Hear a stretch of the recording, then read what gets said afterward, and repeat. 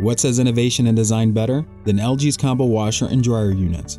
This sleek and quaint unit has the ability to do both, wash and dry. In this video, we will show you how to properly use the dry function on your LG washer dryer combo unit. This smart combo unit is equipped with a feature that detects load size.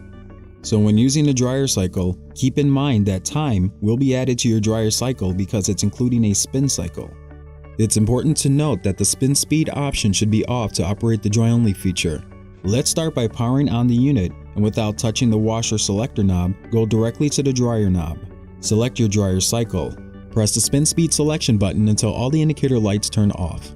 This will turn off the spin cycle. Then press start. With the spin cycle off, your clothes will tumble and dry more efficiently, saving you time to dry your clothes.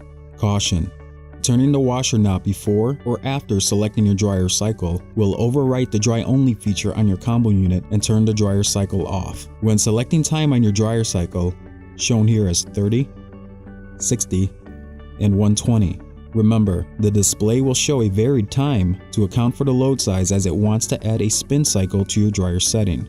To match the display time with your dryer's time cycle selection, press the spin speed selection button until all the indicator lights turn off. Your display will then match exactly what is shown under the time setting only, adjacent to your dryer knob. When utilizing both the wash and dry cycles, turn the unit on, select your wash cycle, use the dryer knob to choose your dryer cycle setting, then press start.